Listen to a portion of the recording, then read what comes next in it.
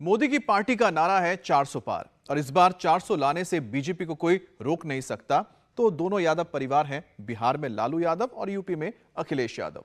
दोनों का कैलकुलेशन अलग अलग है। लालू ने घर में 7 बेटियों को बुलाया और किसे टिकट थमाया। अखिलेश ने पूरी फैमिली को बुलाया और किसे टिकट दिया। यूपी और बिहार को मिलाकर लोकसभा की 120 सीटें हैं और सभी ओपिनियन पोल और सर्वे बता रहे हैं कि अखिलेश इस बार एक सीट घर की भी हार सकते हैं। या दो फैमिली क्या कैलकुलेशन कर रही है, यह भी आपको बताते हैं रिपोर्ट के जरिए। 4 जून को कौन मनाएगा होली, किसकी खाली रह जाएगी झोली। इंडी सीट बंटवारे पर अटका बिहार महाराष्ट्र में नया झटका।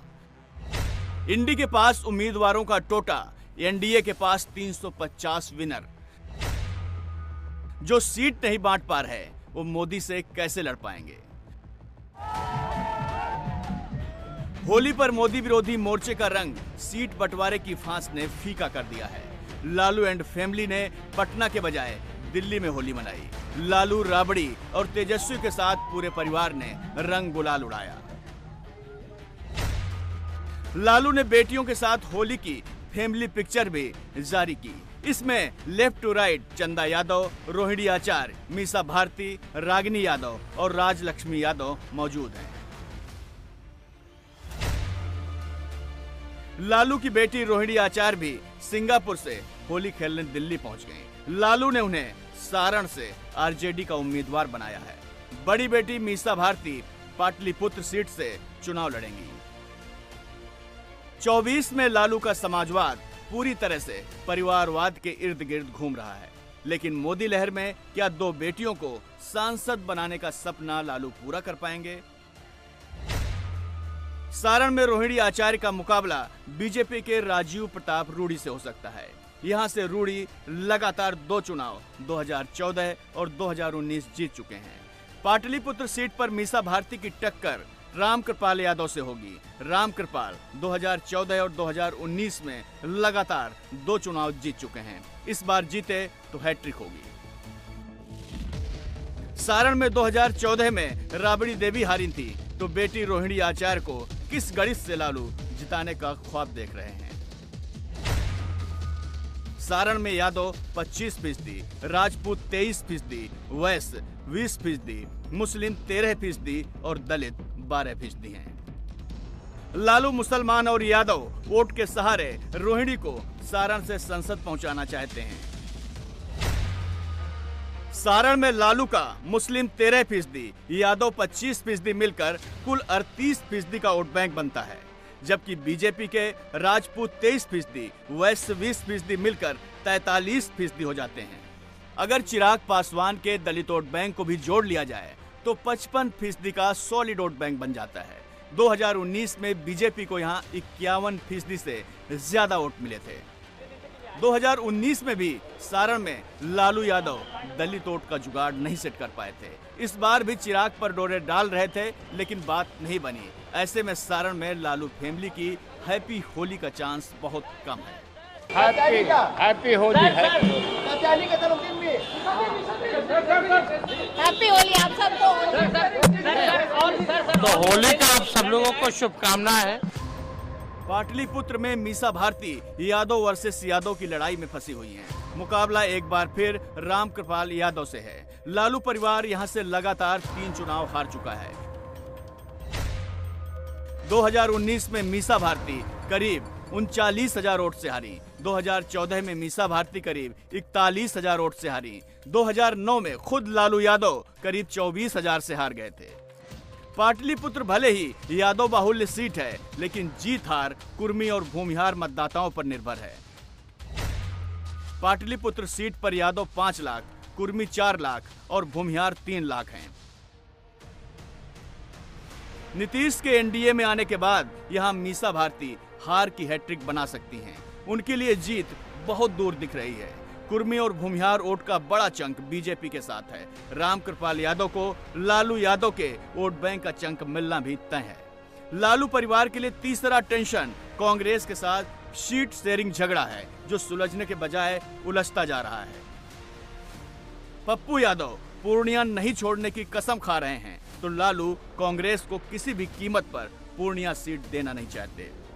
अब लालू जी की अपनी तरीके हैं उस परिवार की।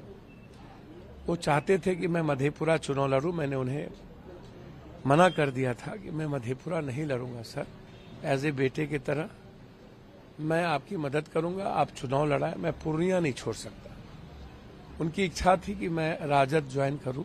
हम अपने नेतृत्व से पहले ही हमने सारी बात बता दी है और मैं आज भी कह रहा हूं, मैंने कल ट्वीट भी कर दिया है कि पूर्णिया दुनिया छोड़ देंगे, पूर्णिया ना छोड़ेंगे। चुनाव लड़ना होगा तो सिर्फ पूर्णिया से लड़ेंगे, कहीं और से नहीं। जीना यहाँ मरना यहाँ, तेरे सिवा जाना कहाँ, मरना पसंद होगा। अब कांग्रेस मुस्लिम बाहुल्य सीटों पर चुनाव लड़ना चाहती है। लालू किशनगंज को छोड़कर यादव मुस्लिम समीकरण में मजबूत बैठ रही किसी भी सीट को छोड़ने को राजी नहीं है। कांग्रेस का आरोप है कि लालू उन्हें कमजोर सीटें ऑफर कर रहे हैं। तेजस्वी का कहना है कि कांग्रेस के पास मजबूत कैंडिडेट नहीं है, पहले नाम बताएं फिर सीट मांगें। इतनी बेइज्जती के बावजूद बिहार में कांग्रेस के पास कोई और चारा नहीं है। लालू जो सीट देंगे कांग्रेस को उसी सीट पर मानना पड़ेगा। इसका नफा नुकसान भी इंडी अलायंस को भुगतना पड़ेगा। इससे एनडीए को 40 में से 40 जीतने का चांस और बढ़ गया है। देखिए, ग्रैंड अलायंस नाम की केवल एक फोटो सेशन रह गया है, क्योंकि यहाँ स्वार्थों के आधारित राजनीति होती है। अब ग्रैंड अलायंस है कहाँ? बिहार में खत्म है। कांग्रेस शायद लाचार दिख रही है और इसी कारण है कि बिना कांग्रेस से पूछे उन्होंने लिफाफा हर कैंडिडेट को दे दिया। तब कांग्रेस पीछे पीछे कह रही है मैं ये लड़ूंगा वो लड़ूंगा। लड़ने की हिम्मत नहीं है लालू यादव से। इसलिए कांग्रेस को देश ने नकार दिया है और कांग्रेस अब अमरलता की तरह दूसरे पर चढ़ करके अपने को खड़ा रखना चाहती है। लालू ने कांग्रेस को झटका देते हुए कई सीटों पर टिकट फाइनल कर दिए हैं। उन्हें लालटेन का सिंबल दे दिया है। इनमें गया से कुमार सरुजीत, नवादा से श्रवण कुशवाहा, औरंगाबाद से अभय कुशवाहा, जमुई से अर्चना रविदास, बांका से जयप्रकाश नारायण यादव, जहानाबाद से सुरेंद्र यादव हैं। बीजेपी कह रही है जो इंडी अलायंस सीट नहीं बांट पा रहा वो चुनाव क्या लड़ेगा, और बिहार की जनता क्या लालू के जंगल राज को भूल जाएगी? बिहार का जहाँ तक सवाल है, आरजेडी का नाम सुनते बिहार वासियों के रोंगटे खड़े हो जाते हैं। पिछली बार कुछ घटनाक्रम हुआ, सत्ता में आ गए, लेकिन जब जब सामने आरजेडी आता है बिहार वासी उनके कर्तव्य को याद करने लगते हैं, उनके रोंगटे खड़े होते हैं।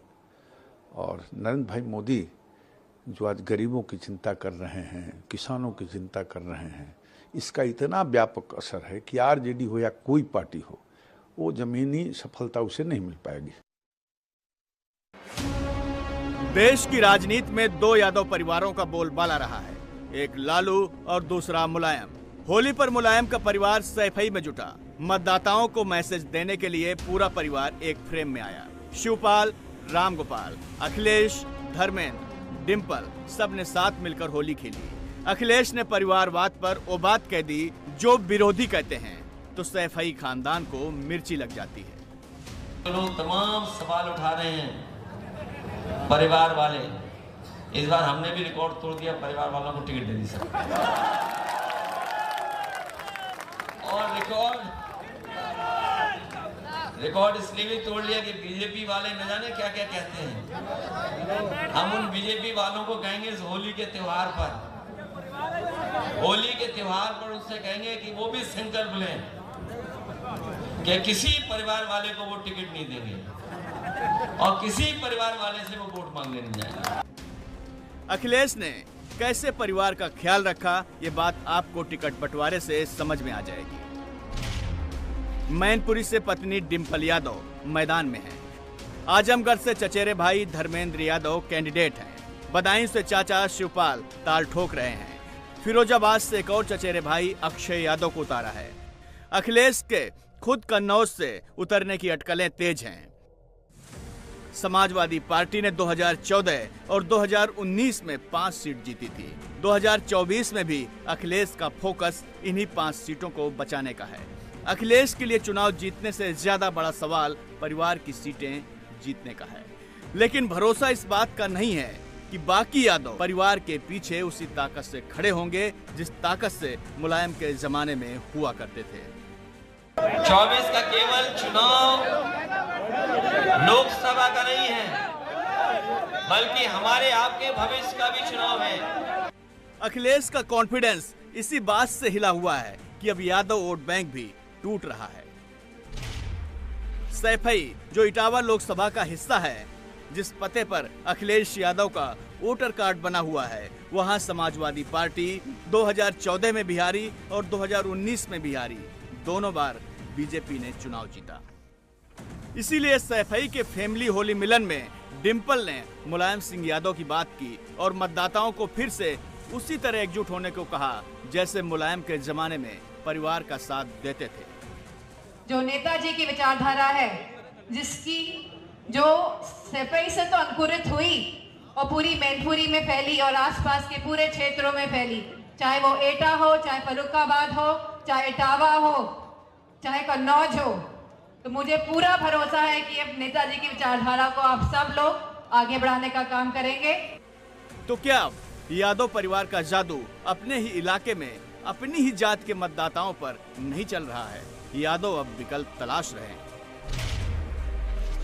2019 में फिरोजाबाद में अक्षय यादव की हार हुई और बदायूं में धर्मेंद्र यादव की हार क्या इसी का नतीजा है? क्या 2024 में मैनपुरी में डिंपल, आजमगढ़ में धर्मेंद्र यादव और बदायूं में शिवपाल को हारने का डर सता रहा है? इटावा से लेकर के मैनपुरी से लेकर के फिरोजाबाद से लेकर के कन्नौज से लेकर के सभी सीटों पर यहाँ जीत होना चाहिए। शिवपाल चच्चा इस बार जीत पाएंगे या गच्चा खा जाएंगे? बदायूं में बीजेपी ने संघमित्रा मौर्य का टिकट काटकर शिवपाल के सामने दुर्विजय सिंह साख को उतारा है। शिवपाल की पूरी उम्मीदें यादव और मुस्लिम फैक्टर पर टिकी हैं। बदायूं में यादव 4 लाख, मुस्लिम 3.5 लाख, गैर यादव ओबीसी 2.5 लाख, वैश्य प्लस ब्राह्मण 2.5 लाख, दलित 2.25 लाख है।